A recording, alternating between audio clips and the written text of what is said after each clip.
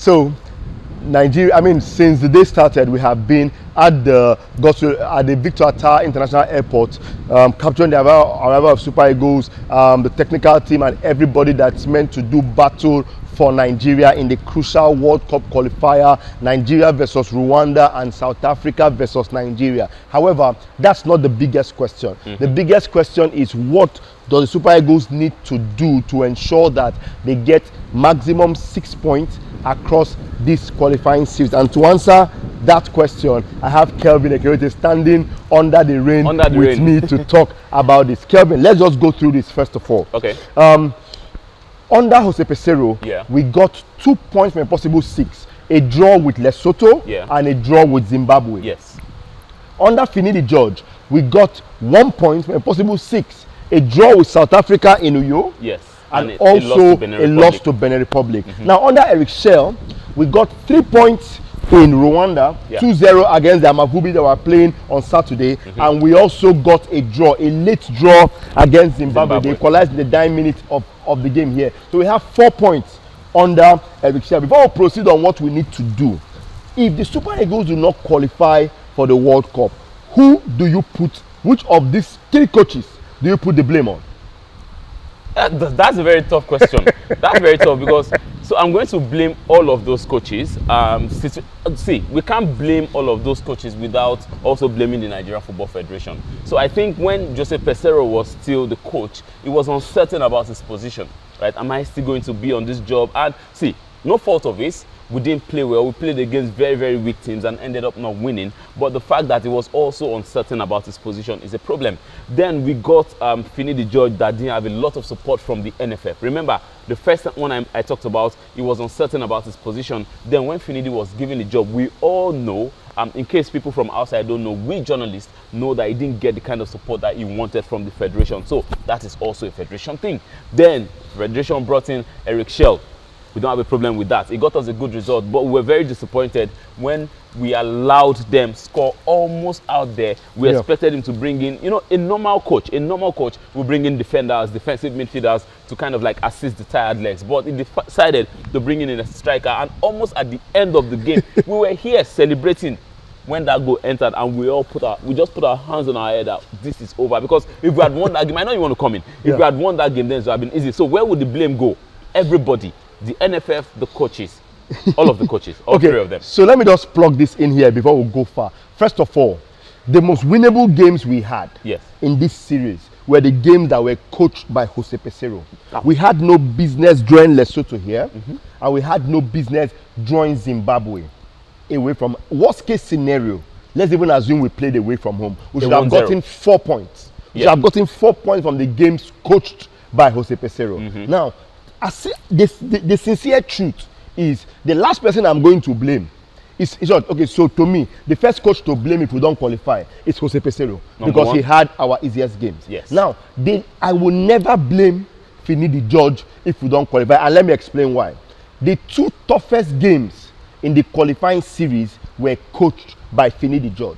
Let me explain. Nigeria, South Africa, from the moment the fixtures were announced, was the toughest game on paper. Nigeria, Benin Republic, coached by our former coach, and our next door neighbors is always. Aside from being a former coach, he has about 80% of the players that are currently playing in this team. He gave them debuts for Nigeria. And he still coached them some couple of years ago. And not just that, once it's Nigeria, Benin Republic, all bets are off. I know we have won more times, but it's always a feisty derby. So, Finidi George coached our 2 toughest games. Fact, right? So, to me, if we now do not qualify again, the next person after Jose Pesero I will blame is the current head coach. And let me explain. Right now, let's say we got 4 points for Jose Pesero, so he's to blame primarily, but now the person that's going to coach the most amount of games is Eric Schell.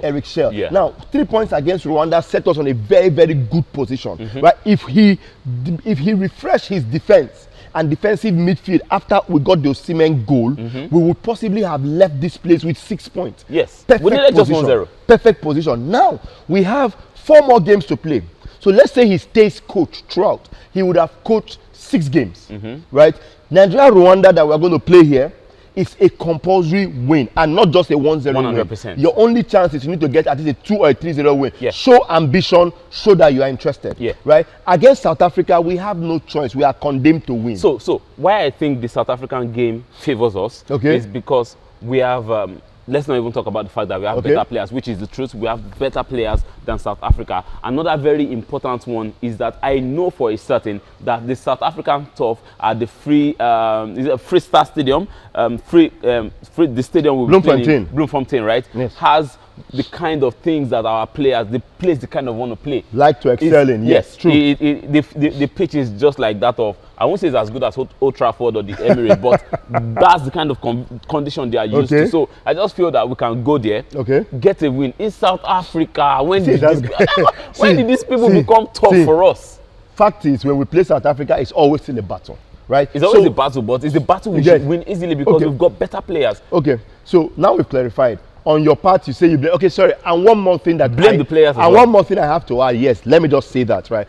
I mean, football is not mathematics, right? And again, I'll say this. And there's no minnows and there are no small children in football anymore. But still, even with a coach's hand behind his back and his eyes tied, the quality we parade in the Super Eagles should have given us more points than we currently have. So as much as I have selected the coaches I will blame, the players have to also stand up and be counted. And I think there's a place of owning up. No. So it's not a place of even blaming the players. It's a place of saying, guys, I'm at this point in my career. My neighbor is this point in his career. For a lot of these players, this is their last opportunity to play at the FIFA World Cup, right? This is Ekon's last opportunity. It's 32. Yes, and a lot of them, this is their last opportunity. Fact. So even with a coach not doing what he should do, we have enough quality to have gotten way more points than we currently have. So as much as I blame it, I feel at the feet of the coaches, I think our players should, and they've said it over and over again. Even the captain has owned up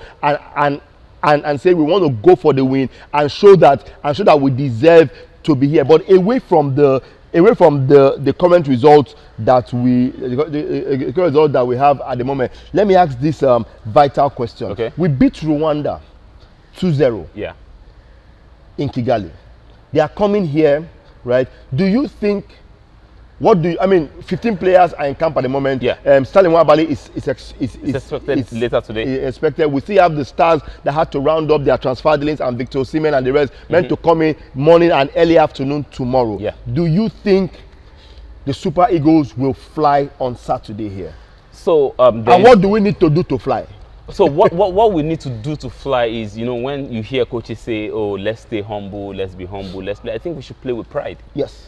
What we should play with is pride. No disrespect to Rwanda, but you can't match any of their players with our players. Fact. The best player playing for the Rwanda national team is not. You can't compare that player to the worst player playing for the Super Eagles. So that should also count because you play with big boys every time. Yes. So it shouldn't even take you a long time to kind of like come in together, assimilate the gameplay, and go on the pitch and perform. But this is the truth, right? This is what I think. We've been playing too shy. We've been playing too humble. Let's go to that pitch. Let's play with pride. Let's have our shoulders high. When our shoulders are high, when Thierry Henry used to play, he never played the massive, he never fidgeted when he's on the pitch. Play with confidence, and that's what we want from every 11 player plus all of the players on the bench. And we also need these guys, people that are going to be here to make noise. Because no. So, some things has to be said. Because Nigerian fans are very silent. We know Nigerian fans are silent. When you are in Uyo, Abuja, or something, the only time you hear Nigerian fans is when there's a goal, or a near miss. Or a near miss. But when we are not scoring, you're probably gisting with your babe. You're probably sipping on one or two things, right? But we need to be loud all through. Let's do it like Borussia Dortmund, guys. Okay, so to me, right, we have seen some changes. In the team. We've seen Victor Boniface dropped from the team, being that he's sorting out he just sorted out his transfer issues to Werder Bremen. We saw Igor Obu drop from the team too, and we saw a return for Chidozie Awazie. We have also seen a final important game invite given to Cyril Dessers. Right? On the spot, if you have to pick a starting 11 without watching the training based on the team list invited, how would you start this game? Kelvin, let's go. Center defense. Formation first. from the formation, let's do a 4-3-3. Okay. I'll go with our regular goalkeeper, number 1 goalkeeper. Then, despite the fact that it's considered a lot this season, right? Nwabali stays. Okay. The regular defense line. Ola Eno, Trus Ekong, Calvin Bassi, and we have Bruno Yemachi. In midfield, we have Frank Onyeka, Wilfred Ndidi. Come on. It don't choke you. It don't choke. I need to slot. Go again. No, in midfield, right? I'm waiting. I need Ndidi, Fisayo Dele Bashiru, and Alex Iwobi for creativity. Then up front, of course, Ademola Lookman, Victor Osimhen, as well as the new Fulham man, Calvin Samuel Chukwueze. Okay, so that's the formation selected by Kelvin Ekwezi. Let me try on my own part to try to draw up a formation and how I think they are going to play. I want to believe that Rick Shell is not going to attempt to use the ill-fated formation from the Chan and competition. No, let's not talk about Chan. That's water under the bridge. Okay, let us leave Chan. If I am to start this game, I, however, this time will not be starting with a back 4 because I've learned over time that all of our defenders are way better when they are 3 at the back, not 4. So you want us to use wing backs? No, yes. So I am going to start with Ekong, Calvin Bassi, and Chidozie Awaziem. The 3 of them starting at the same time. You get, and then for wing back, you understand? I started 3 of them at the exact same time. Then instead of going with this thing, you understand? Yes. So no, 3 at the back. Ola stays. You understand? Then all I'm going to change, which they can use to flog me, is I am going to play Moses Simon as a left wing back. I'll play Moses Simon as left wing back. Ola stays in his right wing back. Okay. I'll explain that along the way, but I am going for 5 in midfield and 2 up front. Okay. Right. So I have 2 of the midfielders. Already in Moses Simon and Ola. In midfield, I'm going to have Frank Onyeka permanently stationed there as my starting number 4. Let's see that. Then going forward, the 2 other options I'm going to start with Alex Iwobi, and the last person I'm going to then put Uche Christantus because of the threat he also has going forward. And then I'm going to start with a midfield with an attacking duo of Victor Osimhen and Ademola Lookman. Now, Victor Osimhen has the freedom to be the top 9. Lookman has the freedom to run off balls from him. Chukwueze is on the bench. Simon and Ola Aina provide speed and cover. They can also beat a man, place a cross. So I basically have Lookman operating on either side, either left or right in a front two. I expect he's going to play more on the right hand side to play along with Ola Aina, while Moses Simon is going to have to put in a hell of a job, a yeoman's job to make that happen, because I need more attacking players here and I need security for my defense. I'm more comfortable if from the AFCON under Jose Peseiro. Our central defenders are always happier when they are 3, because as much as we have it, we may not have the fastest central defender. Okay, I know Calvin very fast, but bros them don't they advance. We have to ensure that we protect safety. Them. But that's what I am going to go for if it was me. But question, if it was you, in all honesty, because see, I want to just pick a bit of holes, right? Let's go, I know Chris Santos has not really played under Shell. Shell is a new coach. Chris Santos is very exciting for a lot of you that are going to be seeing him in the Premier League. Very explosive player, but for the national team, not proven. Then you're putting 2 games. 2 games. But 2 games. Russia and the final against Jamaica. Hey, looking at him, right? You look at what are Nigerians used to. True. You get. Then for that formation, that is not Eric Shell. That is just not Eric Shell. That is where it needs to change, right? We need to take off the kids' gloves when we do this. I think we can attack better. We just want security. So I basically have one security. See, Ola Aina. See, I expect that we are going to. I think my formation also has one security because it's just Ndidi. See, I expect that we are going to put a lot more pressure on Rwanda. That is why I want a Victor Moise on the field. You get. I want my 3 defenders closer to each other to protect themselves. One security basically in Frank Onyeka. So I have Ola Aina with freedom to bomb forward. Same with Moses Simon. Same also with Christantus and Iwobi. And the point is create. Christantus' instruction is midfield and support the attack, because I expect that Lookman is going to drift out wide and Christantus will be supporting the attack. But again, it's just it's just theory. It is just theory. Because you don't even have NIS. I don't even have a coaching license. No NIS certificates. Okay, but finally, yeah. right? Just to drop it in, up till now, the arbitration committee has not decided on South Africa losing 3 points or not. Now, just to give context, if South Africa lose 3 points, they come down to 10 points. They are currently on 13 points. We are on 7 points. So if they lose 3 points, come down to 10 points, and we win all our remaining matches, including their game, we are basically there. Because we are playing everybody that has 8 points above us. We'll play Rwanda, we beat them, we go to 10. We are going to play Benin on the last match day.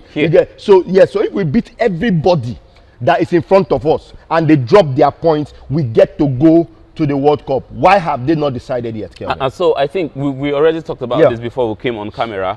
We know that FIFA is probably dragging their foot because they know that I don't want to politicize it by saying that the president. Just gonna say please.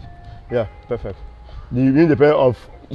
I don't really want to politicize it by saying that the president of the CAF president is a South African. But this was, if you just take your mind back, this was the same thing that happened to us in 2008. Shehu Abdullahi. Shehu Abdullahi had 2 yellow cards, and we played him against Algeria. So when he played against Algeria away from home, FIFA came back, counted those 2 yellow cards, and we were docked. Even though Algeria did not. Even though did not file a petition. We won that game. And we won the game. And that was coincidentally that was the only game that Anthony Wakeme played for Nigeria. So the moment that we struck of them is never played for Nigeria. We won that game. So when that 3 points was taken off, we were still able to qualify, right? But South Africa are probably looking at what other angles. But hey, personally, they're just taking their time. I think FIFA will definitely dock this point. So this is what I think. This is what I think we're going to do. The moment we get a win here, see, I'm speaking prophetically because the moment we get a win here, 3 points, and we go to Bloemfontein and we get another 3 points, that's 6 points, and we are doing bumper to bumper with them. Then the NFF can now write officially to CAF, to FIFA, to CAS to get those points docked of them, because we need those points out before the next 2 games. Last question. If we don't get maximum 3 points here, let's not talk about it. If we don't get maximum 3 points here, how much of a failing is that in Nigerian football? So it's a failing all round. I'm going to take away the fans because the bulk of the players this is it.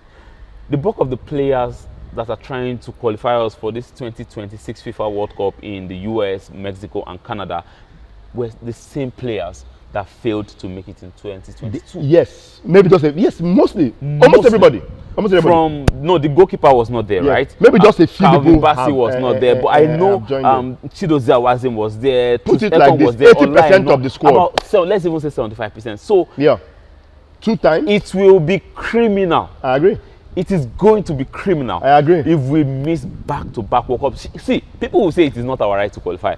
But I can tell you categorically that it is our right as a football-loving nation.